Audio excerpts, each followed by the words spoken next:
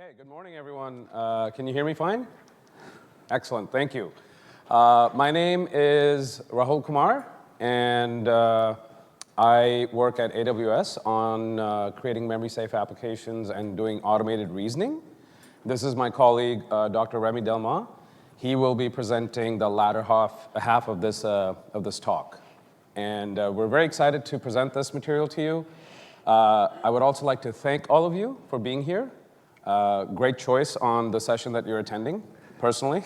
So with that, let's talk about what memory-safe applications look like and why are they important. So automated reasoning is a field that we operate with at Amazon, and we compare that to testing and why it's important to understand the difference between the two. Secondly, we will talk about how automated reasoning is being used at Amazon and what are some of the benefits that we have noticed. We'll take a deeper look at Rust, which is one of the languages that has been coming up for the last few years.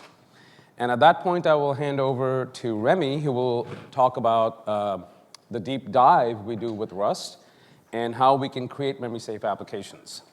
And then eventually, we'll have some takeaways, and we'll end. So, what is testing versus automated reasoning? I think mostly everybody in this room is probably very familiar with testing.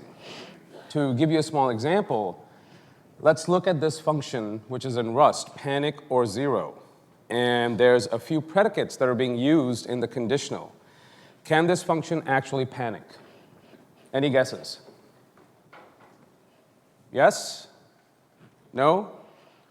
Turns out that this particular function actually will not panic because there's a contradiction that's embedded in the predicates, right? If you were to discover some values for A, B, C, and D, which can make this panic, that would be an impossibility. How do we do this? How do we figure this out? Well, most normal cases, people write tests, and then they say, I have 4 variables. Let me go through all combinations of these variables to finally understand whether the panic is possible or not. Turns out, even for this very simple set of predicates, there's 2 to the power of 256 possible iterations that this test needs to cover. Any guesses on how we can actually reduce that? Because if you were to assume 1 nanosecond per iteration, you will not be around to get the result for this particular test, right? This is exactly where automated reasoning comes in. Automated reasoning helps us derive the answer using mathematical theorems at the end of the day. It helps us give you a proof that this function, in fact, cannot panic, and that's what the key is. Or even if it could panic, automated reasoning will help you discover at what point it panics and what are the values of A, B, C, and D. So instead of writing a test for the same function, we write a proof. And what you will notice here is that we are assigning non-deterministic values to A, B, C, and D, the 4 variables. And then we get the result, which is calling that particular function and asserting that it gives you 0, right? At this point, you take your favorite automated reasoning tool, which we will talk about a bit in a bit, and you take that and say, please tell me whether this function can panic or not. And turns out the tool comes back and says, actually, the function cannot panic. Verification is successful. In this case, the tool that we're using is Connie, a Rust verifier, which we develop in-house, and it's publicly available. It's open source. And we'll talk about that. Using automated reasoning at Amazon has been a very key differentiator for us, because what ends up happening is we spend energy towards developing a tool, such as Connie, and then applying the tool for different products. There are many examples, which I will go through in a second. There are lower costs using automated reasoning, which is, I think, one of the most important factors. What does that mean, lower costs? Not only in terms of your compute time, right? That is very important, but also in terms of development time and testing time. And eventually, what we have noticed is that once you get into this virtuous cycle of tool development and application with automated reasoning, you end up saving literal dollars at the end of the day, which is really, really important. The second thing that we've noticed is you develop higher quality products, better products which come with assurances and guarantees. And that's a key differentiator for us. And eventually, once you put in a little bit of effort to understand how to use automated reasoning in your particular scenarios, you end up with a faster development cycle. So getting to the market is a lot faster. Deploying changes, deploying fixes is a lot faster, and you have a lot more confidence. Some notable examples of how we've used automated reasoning in Amazon include the Amazon Inspector Classic for network reachability. So you can take network reachability graphs and essentially encode them as an automated reasoning problem to understand whether you can go from point A to point B in your network, or whether you should be allowed to go from point A to point B. Both aspects exist. AWS Identity and Access Management Analyzer, I think a lot of you may have heard about this. Last year at Inforce, there was a keynote on this. And IAM is based on automated reasoning tools. So it actually uses a theorem prover every time you do access control for your identities. Then we have the Virtual Private Cloud Reachability Analyzer, which is a variation of the network reachability problem. And this talk, we will focus slightly deeply or more deeply on using automated reasoning tools to do code analysis. So memory safety, turns out, is still an issue in 2025. I know that using your favorite LLM, you can probably move very, very quickly, but you maybe don't have the assurances that you're looking for at the end of the day, right? And that's where automated reasoning tools come in. So are languages actually safe? Rust claims that it's safe.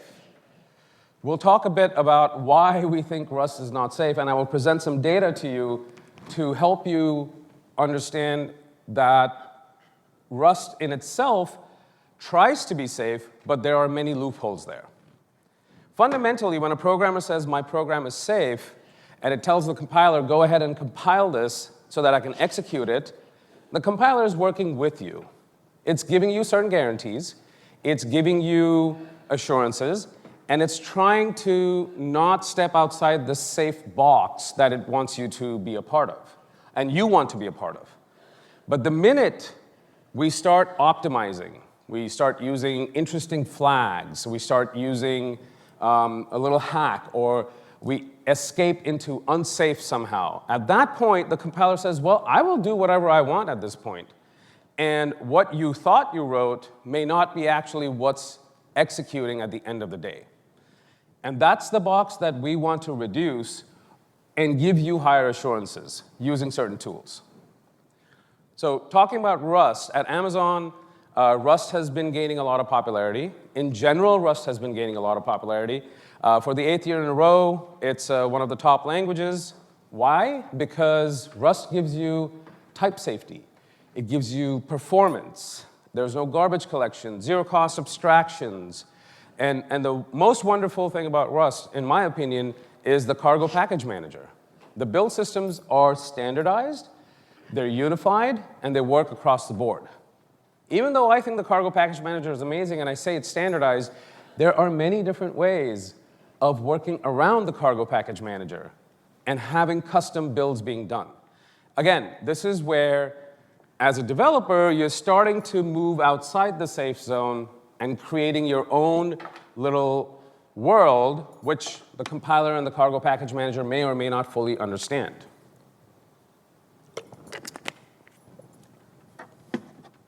Okay, there's unsafe code in Rust. The standard library, in fact, for Rust has thousands of unsafe code blocks. I don't know if anybody's ever done a quick analysis on it. In a couple of slides, I will show you the data that we have collected. Within Amazon, again, with Rust, we have certain very key projects that are being built using Rust. For instance, Firecracker, a VMM, S2N, security, Tokyo, concurrency and asynchronous behaviors, Bottle Rocket. Amazon invests a lot in Rust, and in 2019, we actually sponsored the Rust Foundation, We have a lot of technical leaders who exist in Amazon that have a deep knowledge of Rust. Using some of this experience, what we realized is the core foundations of Rust, looking at the Rust standard library, there is a lot of unsafe code. For instance, out of the 40,000 odd functions that do exist in the Rust standard and core libraries, there are close to 8,000 unsafe functions. So when you're building an application using Rust, any of these functions could come into play. There are a lot of safe abstractions. There are safe functions with unsafe dependencies. That's the third bar from the left. And that's what's most interesting. If you look at the cone of influence of these unsafe functions, turns out that almost 80% of the library could behave in an unsafe manner. And truly safe functions are very close to actually the truly unsafe functions, interestingly enough, right? So one of the discussion points that people will bring up is, well, the Rust standard library is extensively tested, and it's used all the time. It must be fine. And I will come back to the point that I made earlier. It has been tested in a limited manner. That's what testing gives you. It does not give you an exhaustive proof that things are going to always work the way you think. So there has been no proof or automated reasoning that has been applied to the Rust standard library at scale. There have been examples where people have attempted this. There have been examples where people have proven parts of it, but not the entire library, right?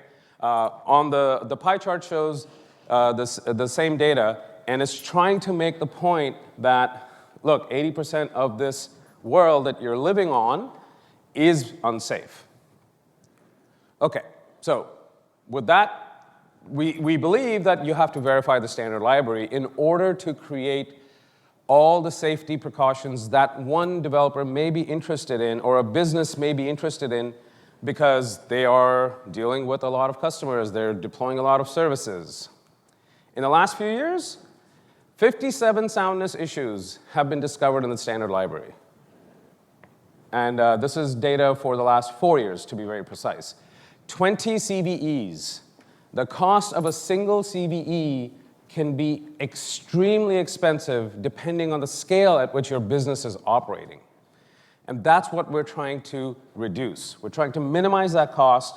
We're trying to give the assurances before code is being checked in. So the foundation, if we verify that, also gives us a different advantage. If we come back to that virtuous cycle of tool development and application, as we apply tools to the Rust standard library, we realize tools need help. They need to scale. And when we apply a tool such as Kani, we discover the limitations, we go work on those limitations, the tool becomes better.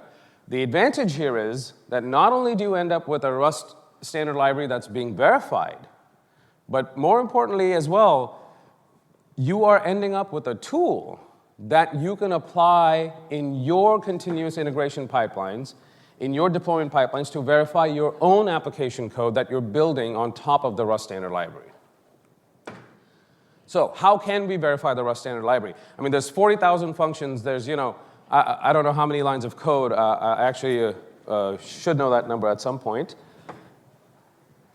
We at Amazon thought it would be great to actually do this with the community. And what we've done is we've invested towards a public contest that is available, and you can see the progress that we're making. We are solving challenges. A challenge is one unit that we believe can be verified independently. A challenge could also be that we're creating a new tool at the end of the day, or we're improving the tool to help us verify a part of the standard library. So the QR code here points you to an open source repository where you're welcome to observe, you're welcome to follow, you're welcome to contribute. As I mentioned, that there's a contest, if you will, and these challenges exist inside the contest. Certain examples of challenges. The memory safety of B tree maps, can we verify that? Can we verify, can we specify contracts for small sort? Can we verify inductively the linked list data type, right? Safety of non-zero, and that's an example that Remy will go through in a bit. Within this contest, we're not limited to a single tool. I know we've been talking about Kani a bit, but we actually have 3 tools that have been accepted within this contest. For each tool owner who successfully went through the tool application process and was able to get it through into the continuous integration pipelines in this repo, there's a $25,000 reward. Each contest itself is first reviewed by a technical committee, which determines the feasibility of the challenge, of that particular challenge. And then secondly, what we do is we have an awards committee that reviews it and does the final determination of how much money can be dispersed towards solving this challenge, right? Awards can go anywhere from $5,000 to $50,000. And those come directly from the Rust Foundation. So this is being sponsored with AWS and the Rust Foundation. In a nutshell, what we end up doing is we maintain a fork of the standard library, and we have certain provisions that are being made in this fork. You can create a tool application and have your new tool come in, or you can use an existing tool. Once you have a challenge that has been solved, so specifying contracts or performing the verification, eventually we pull this back into the Rust mainline, which is really amazing because Rust mainline and pulling it back into the Rust mainline is one of the few examples where we end up having a verified language at its core. So the idea is that these verification tools are running in CI in the Rust mainline. And that's something which is not very common if you look at the landscape of programming languages that exist today, right? With that, I'm going to hand it over to Remy, and he can do a deep dive. Thanks. Thank you, Rahul. How are you feeling so far? So we're going to go down into the details. I'm going to show you the example of using one of the tools we were building. It's called Kani. So Kani was started a few years ago. It's an open source tool, so you can go flash that QR code. It's going to take you to the repository. And it really does like a translation of Rust code into formal logic type of formulas, and then use these automated reasoning solvers to prove properties of your code. So the code itself comes with a number of built-in properties that you can check, such as arithmetic overflow, underflow. It can also check, and that's very important for the type of work we're doing with the standard library. It can also check the memory, like the safety of raw pointer operations, and it's one of the very few tools that can do that. So if you look at other verification tools for Rust, they just assume that you stay within the safe Rust fragment, and we go outside of that and understand pointer arithmetic, for instance. So using Kani, you can also check your own properties if you extend your code with assertions, or if you extend the methods or the types with annotations that describe invariants, pre- and post-conditions for the functions. But we'll get into that later. So Kani, one of the very few tools alongside another one that's checked into the contest called verifies. Kani is one of the few tools that can understand unsafe code and actually give you guarantees on unsafe blocks. So the list below is one of the few flagship projects that use Kani internally, where we have actually deployed proofs that run every time the software is modified. So Firecracker, the hypervisor, S2N, the crypto library. HifiTime is an external thing. It's not an AWS product, but it's a date and time conversion library, and we help them get their stuff verified. And a Bitcoin client written in Rust also used Kani at some point. And the list continues to grow every day. So we have a few testimonies, so I added this to the presentation so you can actually go. We have very detailed blog posts that explain exactly how the tool was used and what it was used for. So S2 and Quig, we found some bugs in like serialization, deserialization logic. So you can go check that out. In the Firecracker VM, there's a rate limiting, piece of software that actually is critical for to avoid some like failure modes that are known, like where some of the hosts would be parasiting the connection, like the communication. So we helped them verify that the rate limiting logic was correct, and that's very important for security in the end. So what we're advocating for using these tools and releasing them for free, like you can really use Kani for free. You can install it via Cargo, so all you have to do is a Cargo install Kani verifier, and then you're ready to go. We did a lot of work to make it easy to install and easy to use. So what we want people to move towards is a proof-guided development. So it's kind of like test-driven development, except you get much more results or guarantees out of basically the same amount of work that you would do with tests alone. So I'm just going to use an example. That's a small vec type of container, a byte buffer, where you have part of the storage that's stored inline in that struct. And then when you get to use all the inline storage, you transition to a heap allocated extension of the buffer. And in that example, I used unsafe Rust. So I'm storing an option of a non-null pointer to U8 inside of that struct. And at this point, most of the existing tools are already bailing out because you're using unsafe types. And you're going to use unsafe methods to manipulate these types. But with Kani, we can go ahead and start writing the implementation. So we have this interface for the byte buffer. And we can start documenting properties of the byte buffer. So the first method here is going to be an invariant that describes under what conditions such a byte buffer is correctly structured at any time. So what you want is that if the length of actually used contents gets greater than the minimum capacity that's in line, then you want that non-null pointer to be non-null. Otherwise, if you're not using the min cap yet, then you want this pointer to be none. So that's a very simple, but that's typically the type of data structure that you can very easily verify with Kani. Already involves some Rust. Also involves some like type of arithmetic. So if you want to resize your buffer, you need to compute the next size you're going to use, and you need to compute if you're going to transition to the heap or stay within the buffer. So it seems like easy in theory, but as we will see with a tool like Kani, you actually find things you wouldn't think of.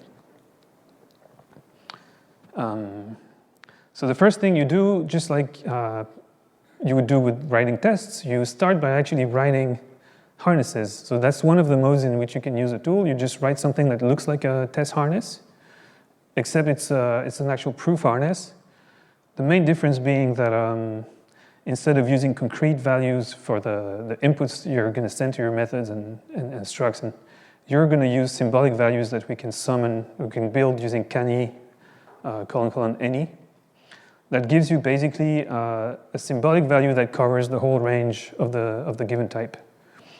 And these are intrinsics that the verification tool understands, so that the verification tools can then analyze the behavior of your program under all the combinations of inputs that you've declared non-deterministic like that. So all you need to do is to annotate that test or proof harness using the Kani proof attribute, and you can get started. So as you'll see, the first one, we just allocate a new buffer, and we want straight after allocation that the invariant already holds, because we want this thing to be always well-formed, including in the initial state.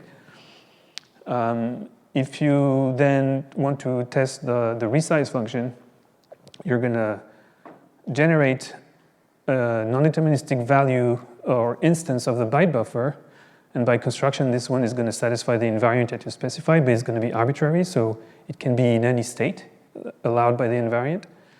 And then you're going to ask for an extra number of an arbitrary number of extra bytes, and then you're just going to invoke the resize method. So In this example, both the buffer can be in any state, and also the number of extra bytes you're asking for can be any number of extra bytes.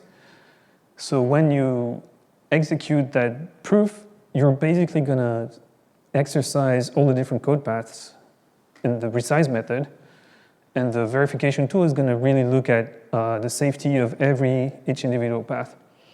And at the end of the resize invocation, you're just going to assert that the invariant of the buffer is still preserved. So if you do that for all the methods of your interface, and everything goes well, the invariant is preserved, basically what you've proved is that you create a buffer, it satisfies the invariant, any method you use on that buffer preserves the invariant. Under that invariant, I cannot trigger any memory safety problem or arithmetic overflow, which means as long as I'm using the public API of that type, my program is going to be 100% safe. And there's actually, it's backed by mathematical evidence that the proof engine built for you. And as you can see, for that case, the verification is pretty fast, and we have like 20-something properties that were checked. If you read the details, some of them have to do with like pointer dereferences, so a lot of unsafe stuff, and we basically prove that all the pointer operations are safe. And it only took less than a second, so much faster than testing, but the amount of effort you put in to get there is like similar to writing tests. So highly recommended to start working like that. So one way to view it is if you know that this thing exists, and you keep writing tests instead of writing proof harnesses, then you're depriving yourself of much more bang for your time.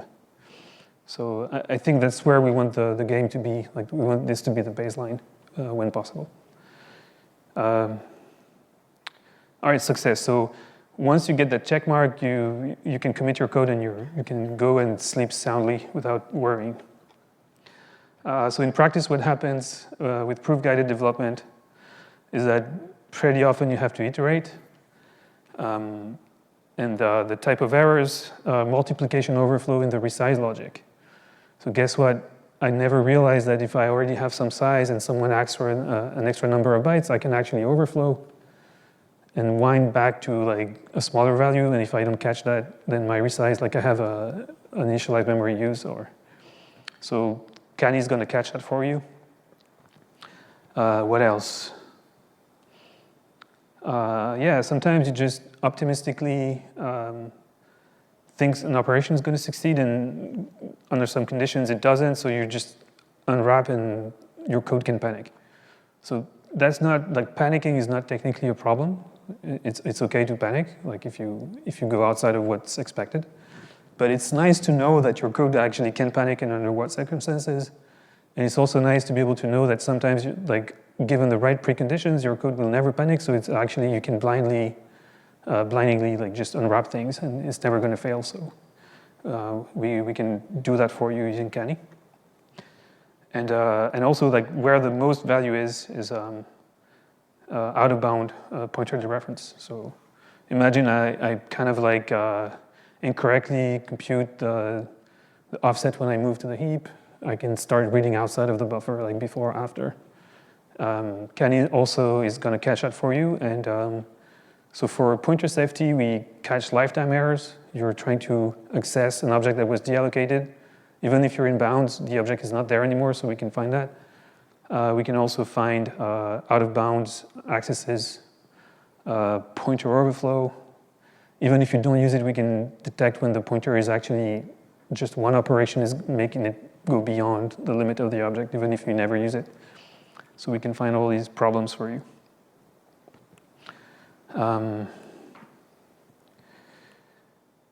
Yeah, also assertion failures. Yeah, sometimes you write a method and it works in some context. And then you try to use it in a different context, but you forgot that, in the previous context, the inputs I was receiving are actually more constrained than the types indicate. So you start using that method outside of the original design context, and then later, like a few months later, you get an assertion failure, or you get panic or something like that. So we can also help discover these cases. And embedding assertions everywhere is a good practice, but contracts is even better. But yeah, so an assertion is really good, like note to self, this should hold at any time. The tool is going to pick that up and actually check it's the case for every use of that method. What else? All right, so there's a shift of mindset that you must go through when you start using proofs instead of tests. So when writing tests, we're used to using concrete inputs, which means the success failure criterion for the test is always going to involve some sort of concrete values. So you can say, oh, the output should be 12 in that case. When you start going to proofs, everything becomes symbolic. So you actually have to think of things in more general terms. You're like, 12 is just an instance of a property for specific values plugged in. Now, to use the verification tool, you actually have to come up with the formula that tells you what's the right answer for any possible value. So you go to the predicate level, and then that takes some effort initially. Because it really forces you to think declaratively instead of just like mentally stepping through the program yourself and like, oh, the answer should be this. Like now, you see things from a higher level, and then you come up with these things. So just for the resize operation, where in this example I'm using a power of 2 series to resize. The two top methods are the specification, and the bottom method is the implementation. So as you can see, the implementation is really smaller. It's just a loop that multiplies by 2 as long as the requested size is not reached. The specification of what is actually a power of 2, because I want my buffer to be always sized to a power of 2 that's sufficient for some capacity. So first of all, I have to define what the power of 2 is. So here I have these bit tricks, like bitwise operation trick to detect powers of 2 by extracting the last bit and seeing if it's 0.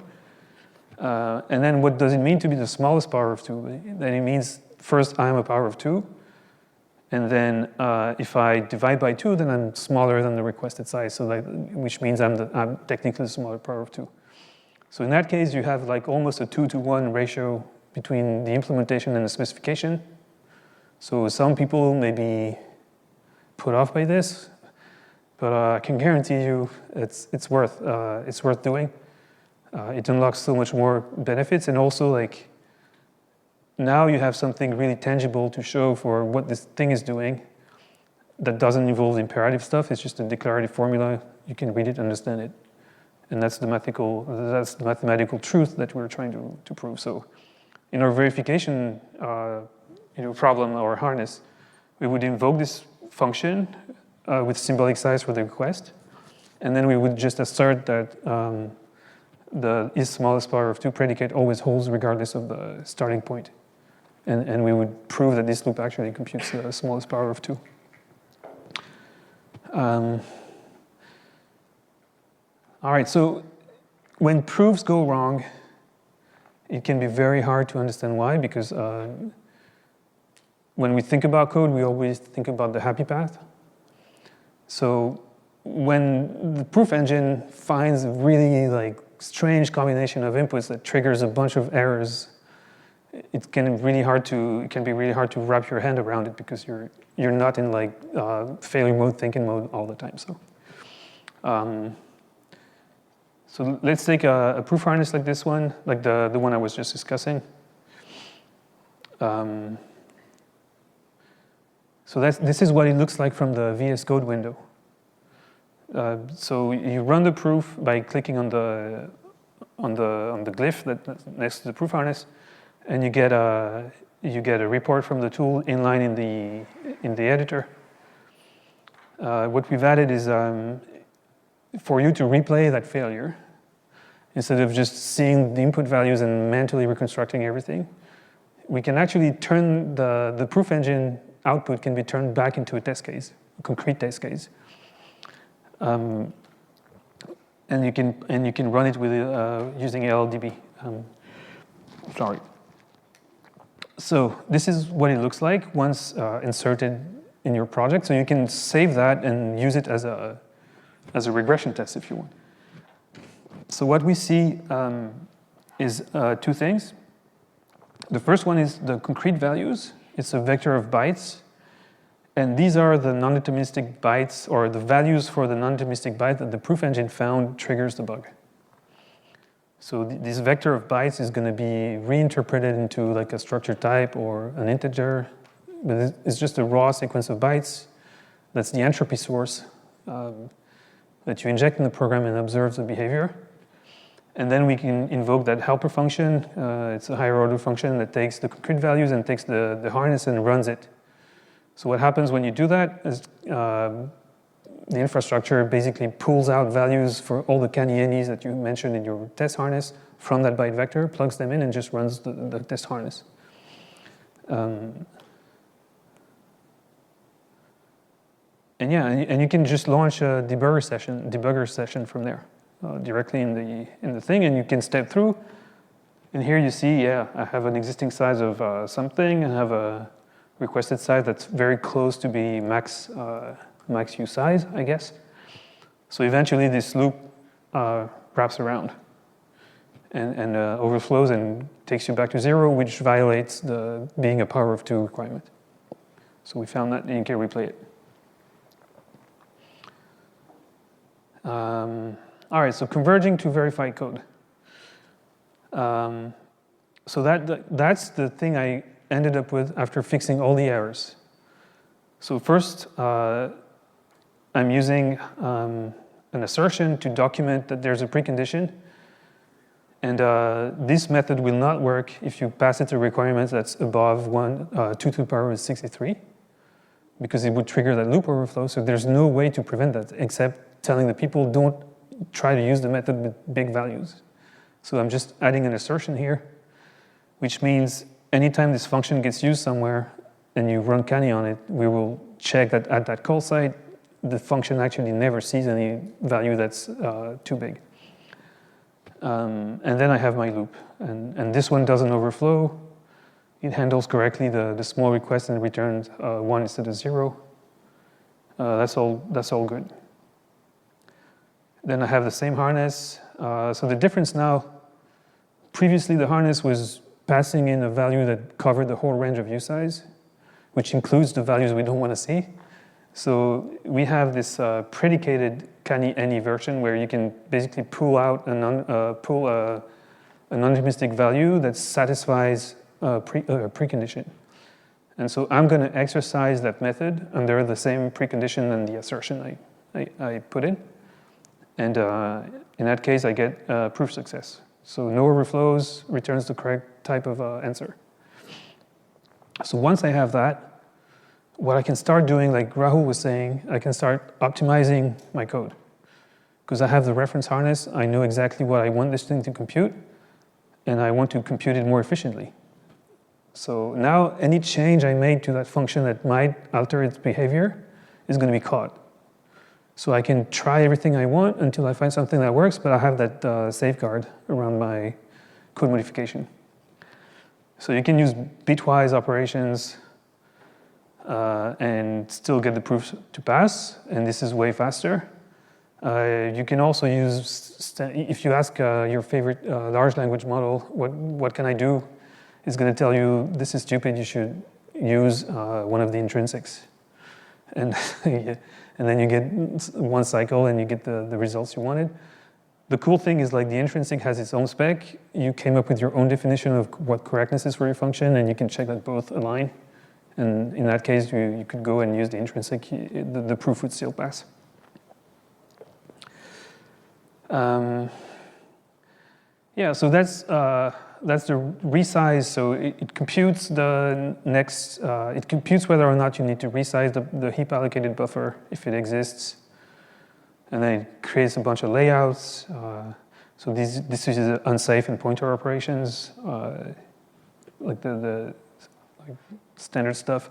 That's what I started with. And after patching all the errors, I end up with something like this. And the tool basically forced me to consider all the edge cases. rewrite my handling logic to make it more streamlined, factor out all the factorable conditions, handle allocation failure cases, and in the end, the proof still works. And I have a fully verified small vec implementation. So it's not polymorphic over the type, but you would be able to do it as well. Like the real wall clock time for all this exercise for me was like just the morning, like just a couple of hours.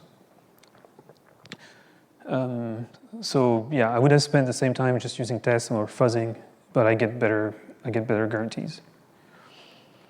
But so this way of using the verification tool is harness-based. We promote that because it's the easier way in for people who are used to writing tests.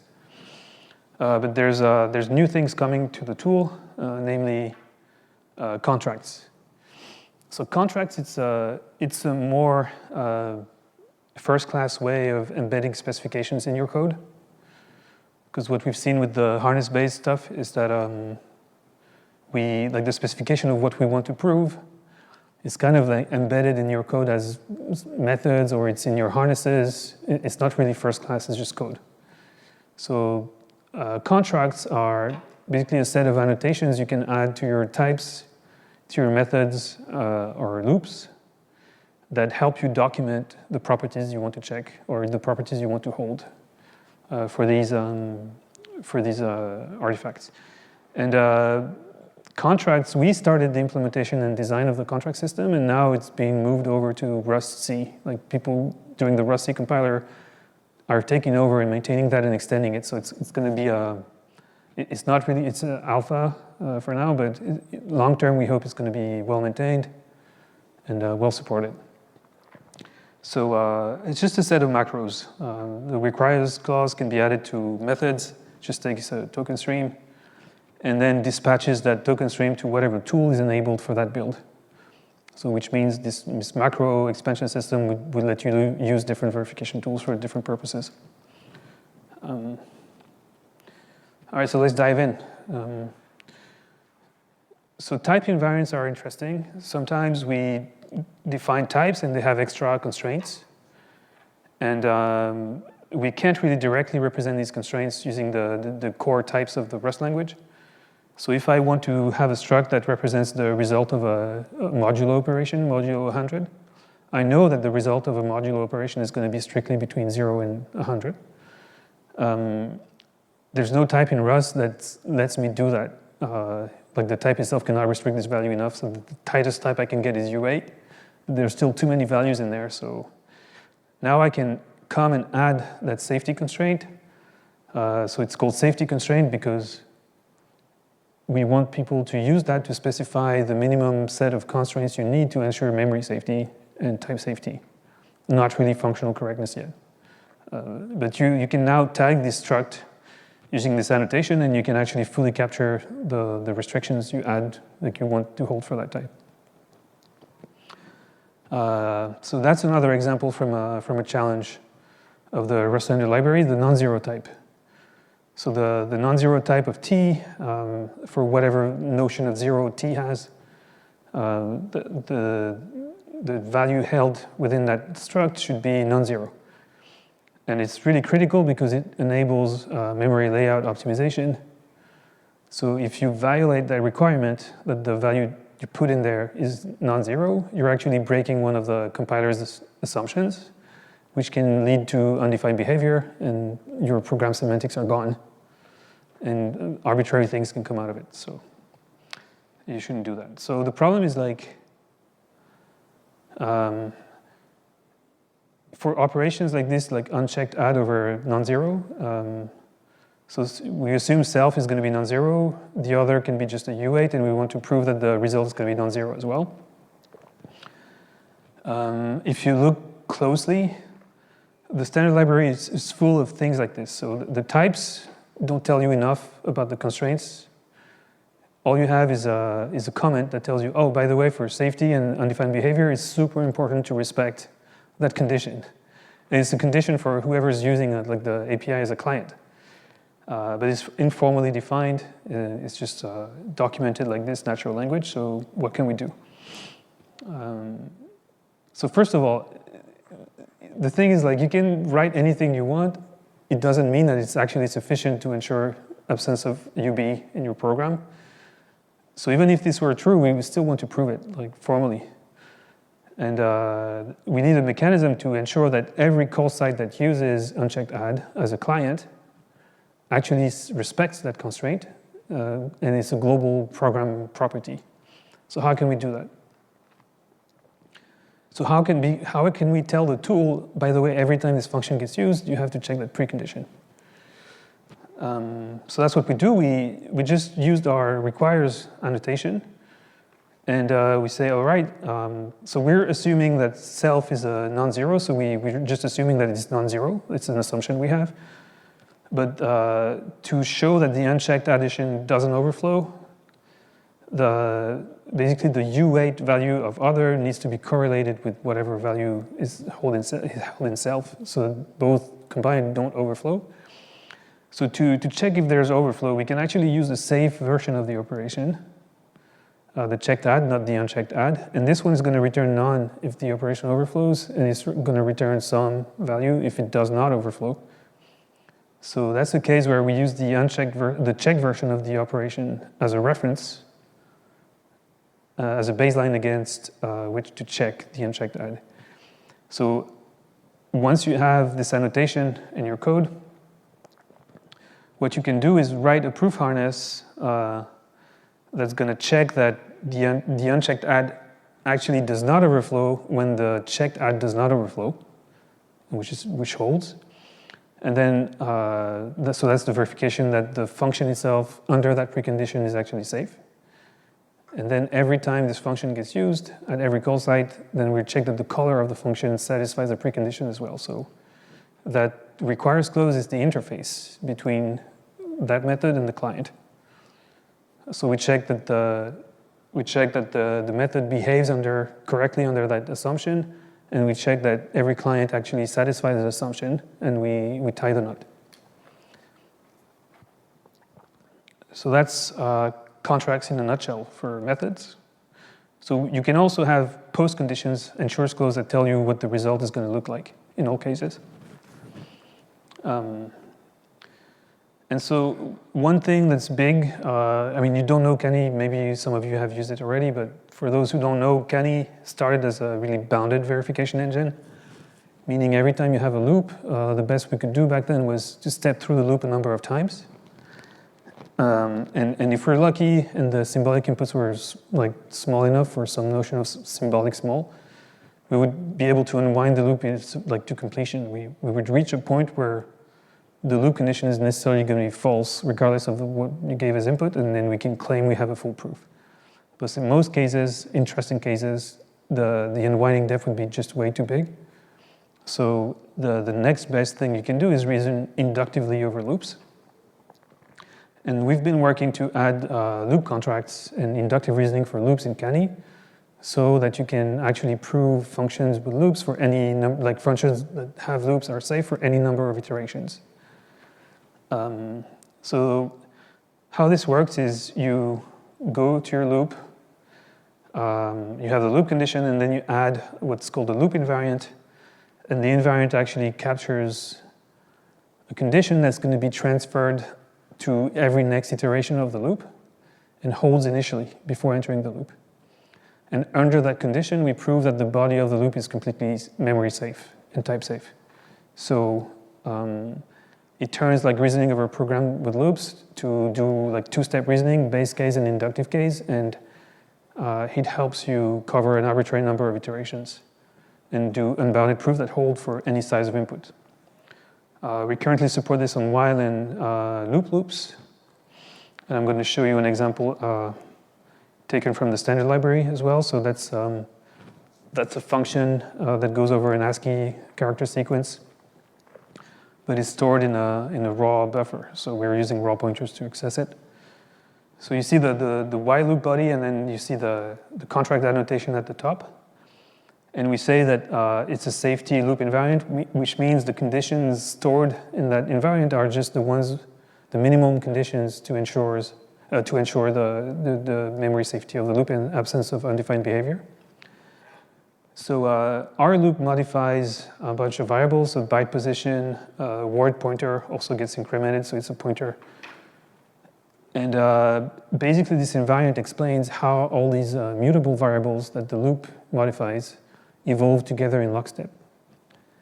And so under that condition, so first of all, when we reach that loop with the tool, we prove that the condition holds even before entering the loop, which means that all these byte buffer pointers are initialized correctly to match the invariant. Then we assume that the invariant holds from an arbitrary state where byte pause and word pointer are somewhere in the buffer, arbitrary. And then we step through the loop body and we check that under these conditions, all the operations of the loop body are safe. So that includes assertions, pointer operations, arithmetic, unsafe blocks, whatever. So if the function can exit like it's the case at line 444, we exit and we don't really care about what happens to the loop invariant, but if the execution reaches the end of the loop, we check that the invariant still holds. And when you have a good invariant, it's going to be strong enough to allow proving any downstream assertions you have in the function. And you turn this unwinding problem into just a two-step reasoning problem, and then you resume executing from the invariant, and you have your unbounded proof. So loop contracts, the bleeding edge feature from Kani, is available now, and it continuously improving. All right, so we're getting to the end of the talk, and we still have 8 minutes, so I guess I'm going to do questions. All right, so but the takeaways. As we saw in the beginning, even in a safe language like Rust, you have a lot of unsafe or tricky corners to explore. Everyone who builds Rust applications has a dependency on the Rust standard library in some way, and 80% of it indirectly or directly relies on unsafe code. So we have this contest where we're inviting all the tool developers or people who know how to use tools to submit challenges and also complete challenges to help us improve the state of the standard library. Our goal is really to have all these contributions be merged upstream and become part of the actual standard library, so meaning every time it gets modified, all these proofs are run again, and we check that there's no safety regression in the standard library. That's the long-term goal. Memory safety is still a critical issue, even though our situation is much better than a few years back when we only had C++ or so Rust is invaluable. And Amazon is really investing in people, projects, funding initiatives, research grants as well. There's a research grant program. So all of this to you, if there's any Rust enthusiasts, there's so many ways, so many angles for you to start contributing and helping us make all of this much safer for everyone. And please flash that QR code. All right, so I guess we can close it, wrap it. Thank you. Thanks very much.